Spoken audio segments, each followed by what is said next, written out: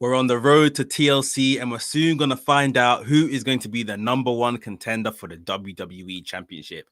And we find out who isn't. This is your Raw review.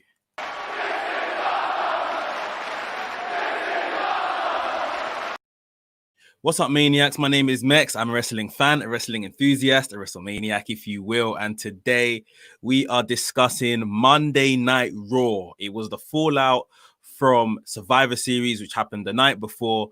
A really decent show in some parts, but obviously Raw follows after on Monday. On Friday, we'll talk about the fallout in regards to SmackDown. But we got some really interesting angles starting, especially around the WWE picture, WWE Championship picture. So we will get into that today. So if you want to hear more about that, make sure you stay tuned. And right here at WrestleManiac UK, I discuss everything that is WWE and AEW. So if this sounds like the place for you, make sure you hit the subscribe button and make sure you hit the notification bell so that you get notified every time I drop a new video. And make sure you hit the thumbs up button. It's so important for you guys to hit the thumbs up button. It's thoroughly appreciated. So if you're enjoying the review, make sure you hit the thumbs up button.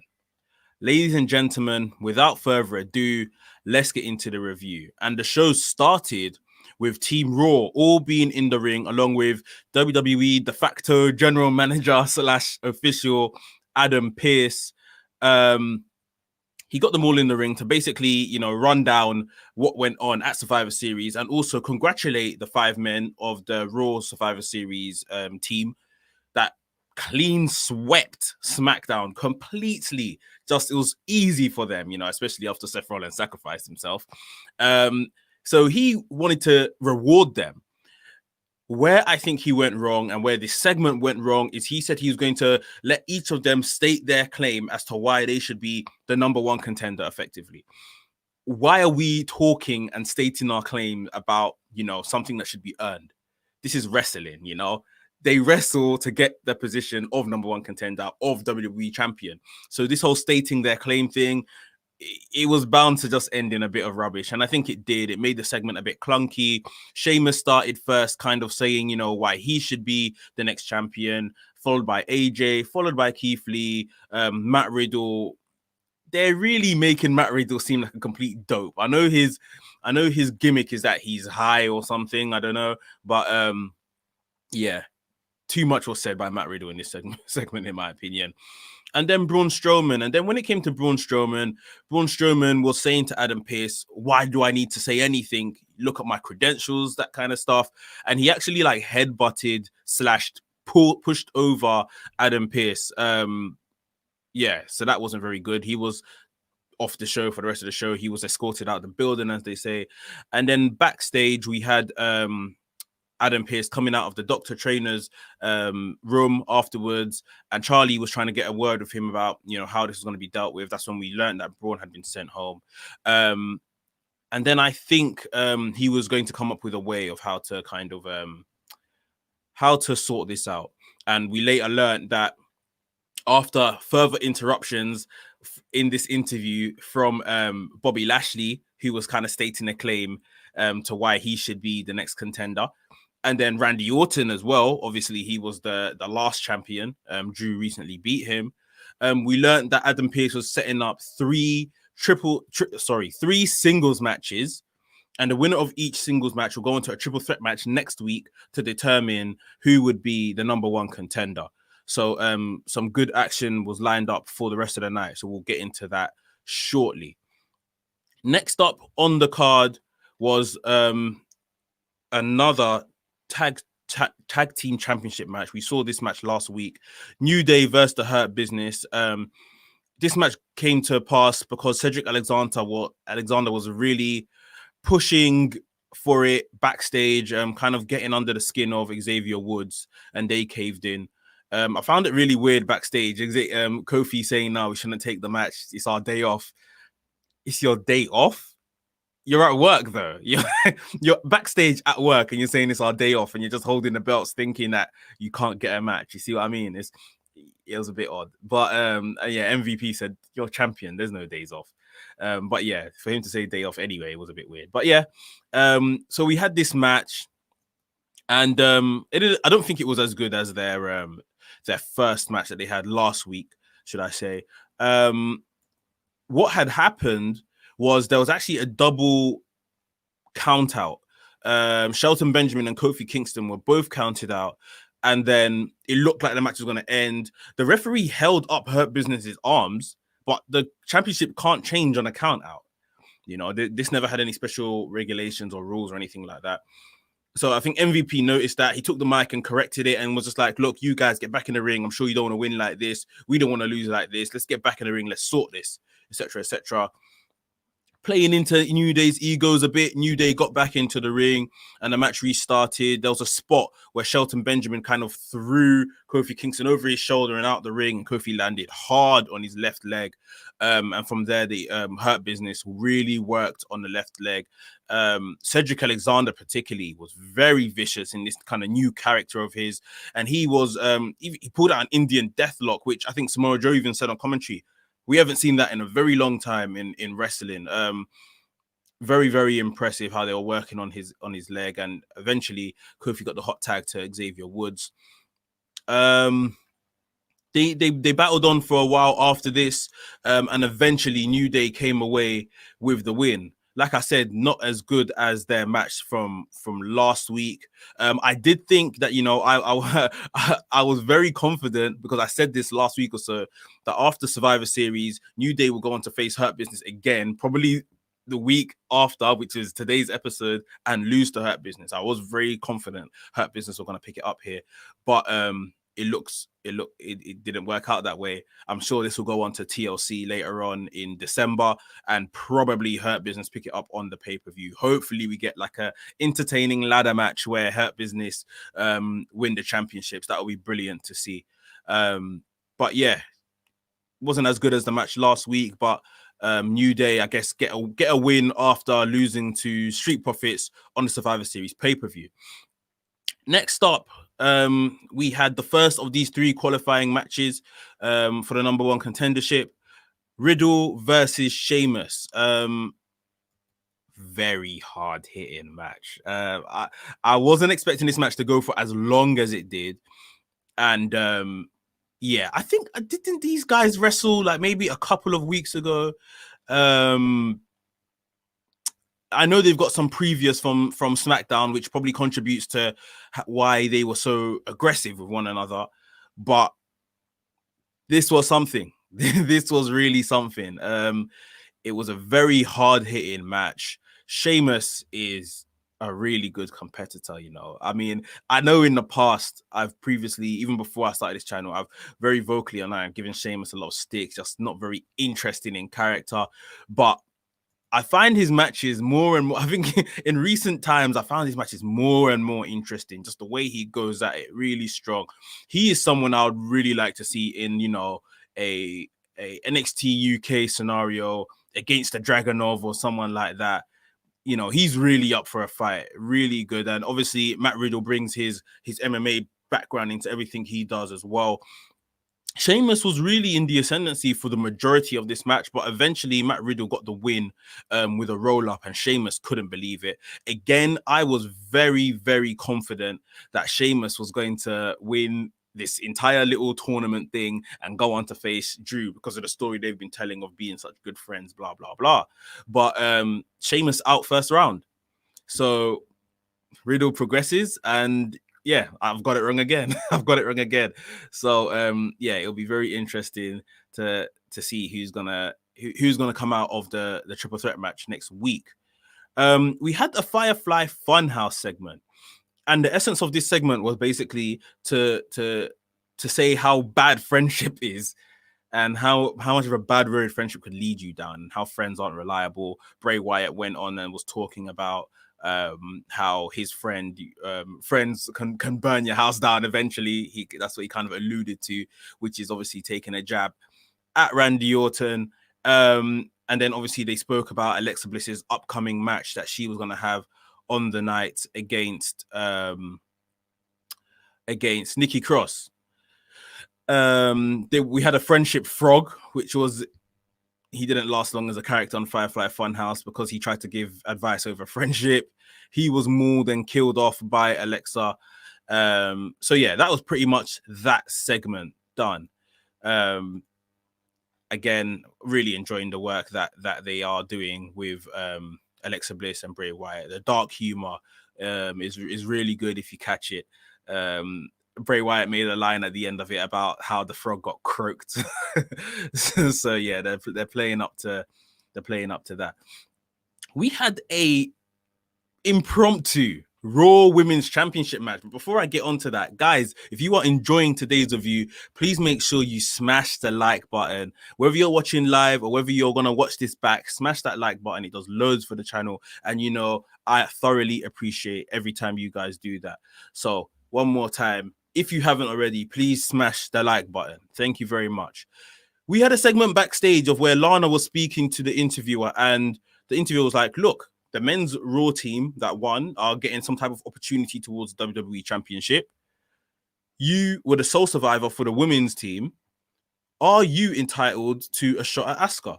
And Lana did play it off. She was like, no, you know, I don't think so. I'm not looking that far ahead yet. However, later on in the night, Asuka came and found her and said, look, I heard you talk about, you know, Raw Women's Championship. I'm happy to give you an opportunity. I want challengers. You and me tonight, Raw Women's Championship. And Lana was like, well, I didn't ask for this, but, you know, this could be a good opportunity for me. Lana turning into a bit of the edge ultimate opportunist. So Lana got in the ring with Asuka for the Raw Women's Championship. Shayna Baszler and Nia Jax were at ringside.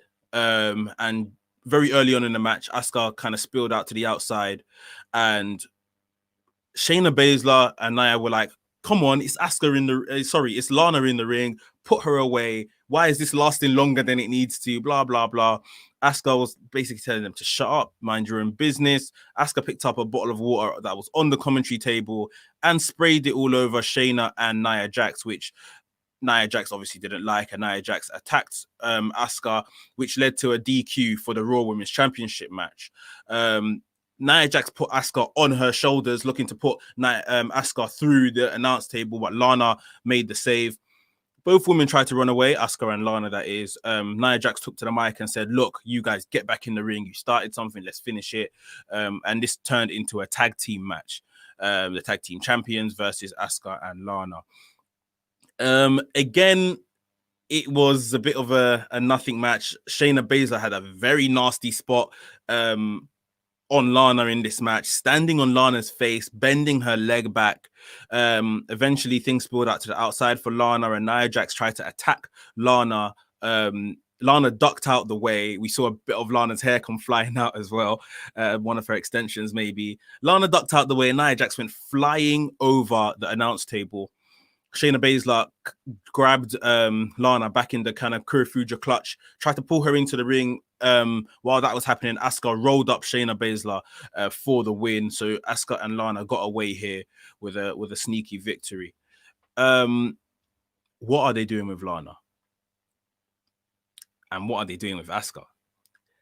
Lana, I guess they're giving some type of babyface push. Asuka, an aimless champion. Who is her next contender? I just really don't understand. I think Shayna Baszler and Nia Jax have to be, one of them has to be the next contender. I think that we're going to get Nia Jax versus Lana at TLC in a tables match. It kind of writes itself.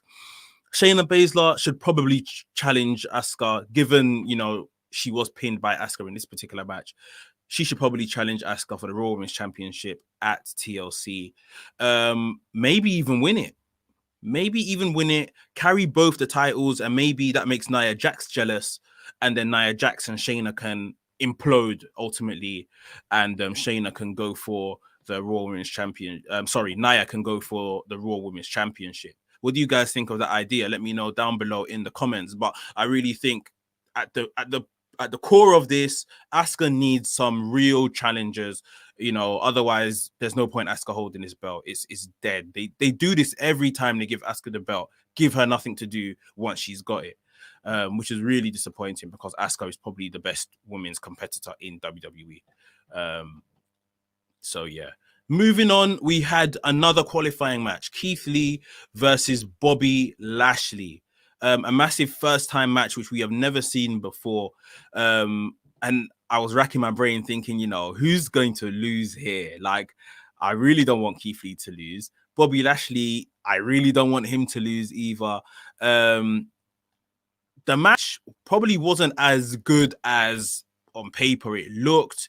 These are two very big guys. Lashley was very much selling the fact that, how big Keith Lee was. Keith Lee wasn't really selling much. There was parts in the match where, Keith Lee was completely in the ascendancy.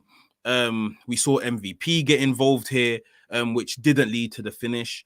However, when it looked like Bobby Lashley was in trouble, MVP came into the match and got involved again and attacked Keith Lee, which ultimately led to the disqualification. And then Keith Lee progressed via disqualification. Rate Plus, how you doing, my friend? Thanks for joining us today on the chat.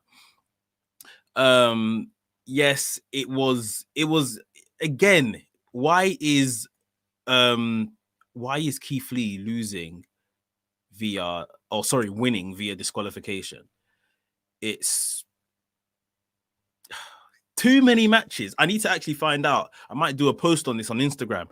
How many matches has he been given a DQ win in WWE since he came up to the main roster? It's too many. It's far too many. Yeah, I don't know. He's got another one and he progresses to the triple threat match, but man, oh man, I don't think it does anything for him. Bobby Lashley as well. What was the point him being added to it? It's just a bit, yeah, but we move. Next up, in terms of action, we had Alexa Bliss versus Nikki Cross, and Alexa Bliss started this match with very much playing with Nikki Cross, dancing around the ring, high fives, or turning what looked to be attacks into high fives. Alexa Bliss, absolutely brilliant in this whole story of, the character she's now playing. Nikki Cross intended to beat the Fiend out of Alexa Bliss. However, it came to a point in the match where Alexa Bliss looked like she was coming back to her normal self and kind of looking at herself, looking at what she was wearing and her new attire and everything, and thinking, this isn't me, like what's going on? And that seemed to create some type of conflict inside Nikki Cross, which didn't want to attack Alexa anymore. Eventually, Alexa kind of got back to her feet after crying or sobbing, went to give Nikki Cross a hug, and that turned into what was some type of lookalike of the Sister Abigail move, which put away Nikki Cross, and Alexa got the win. Brilliant storytelling in this match. It wasn't much of a match in terms of physicals and actual performance, but in terms of the story told, this was really, really good. And we're probably going to get another match between these two, maybe at TLC. I just don't know. Does Alexa Bliss need her own Fiend type character? I think I've touched on this before. Does she need something to evolve into as well? Put your thoughts down below because it'll be interesting. I do think she needs another level, like how Bray Wyatt has the other level of the Fiend. If they're going to continue this, because that will be a good little nugget to add to the story. We had another Undertaker package, remembering the Undertaker. It was the same one they played last night, and kind of like a roundup of what happened last night the night before at Survivor Series. Again, brilliant to see the Undertaker bow out in style. Very well deserved and a phenomenal career.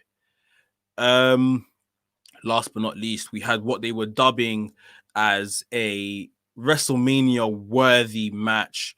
AJ Styles, Randy Orton, and yes, on paper you would say this is a WrestleMania worthy match.